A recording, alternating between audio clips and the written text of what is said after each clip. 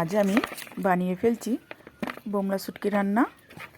আর এটি খেতে ভীষণই মজার হয়। আসসালামু আলাইকুম বন্ধুগণ, তাজ ভিলেজ ফুডে আপনাদের সকলকে স্বাগত। আশা করি আপনারা সকলেই ভালো আছেন। আজ আমি আর একটা নতুন ভিডিও নিয়ে হাজির হয়েছি।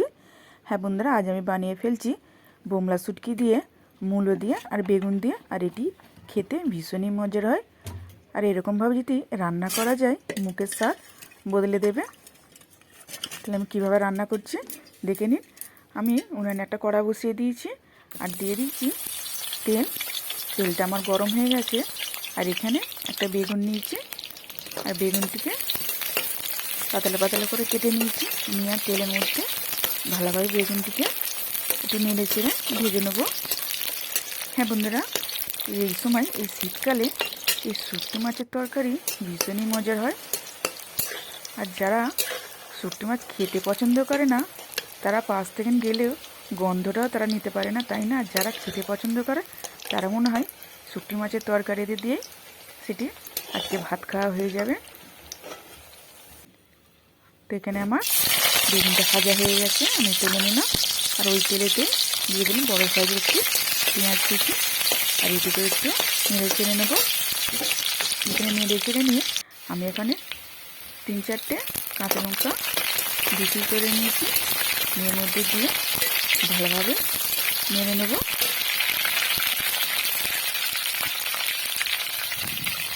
আর এখানে এই বোমলা শুটকিটি ভালোভাবে কেটে ধুয়ে বেশি দিয়ে আমি পরিষ্কার করে নিয়েছি। আর 4-5 বার আমাদের ভালোভাবে ধুতে হবে। কেটে এটি বালি শুটকি কেটে ভালোভাবে না ধুলে বালি চিট করবে।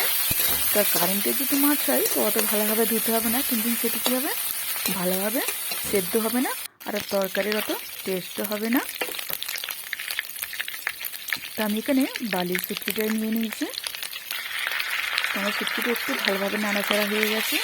একটু সরিয়ে নিয়ে মাঝখানে একটু দিয়ে দিলাম আদা রসুন বাটাটা একটু নেড়ে চেড়ে নিয়ে তারপরে মাছের সঙ্গে মিক্স করে নেব। সবগুলো ভালোভাবে এবার নেড়ে চেড়ে নেব।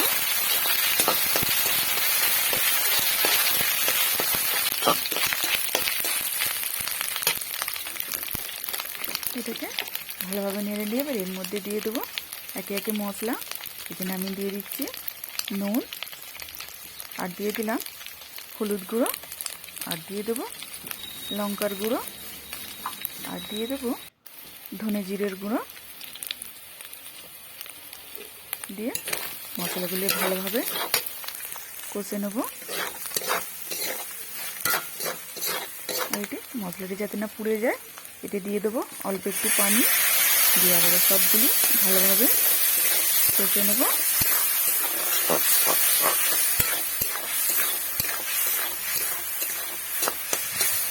হ্যাঁ বন্ধুরা, এই শীতকালে বোমলা শুটকি বলুন, তওরালে বলুন, রান্না ভীষণই ভালো লাগে।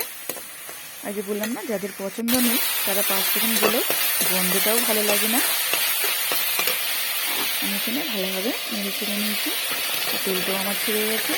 আমি এখানে দিয়ে দিচ্ছি মূলোটাকে আমি লম্বা করে কেটে নিয়েছি, একটু পাতলা পাতলা করে। মূলোটা দিয়ে ভালোভাবে সব মিক্স করে নেবো, দিয়ে ভালো করে কষে নেবো। এবার এর মধ্যে দিয়ে দেবো আমি এখানে 2টো আলু নিয়েছি, আলুটিকে পাতলা করে কেটে নিয়েছি, দুটোই দিয়ে দেবো। দিয়ে সবগুলি ভালোভাবে নেড়ে চেড়ে নেবো।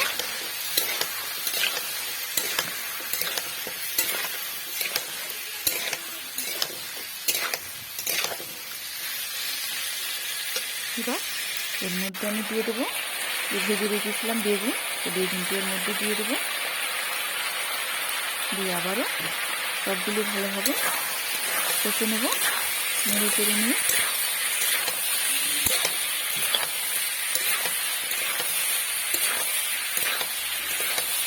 আমি ভালোভাবে দুটো কষে নিচ্ছি যাতে কোনো মশলার গন্ধ না থেকে থাকে।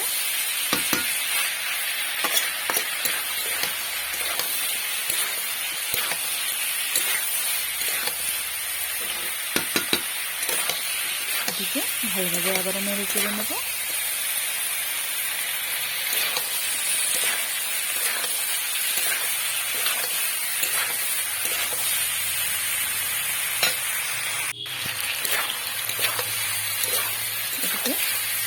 ভালোভাবে নেড়ে নিচ্ছি।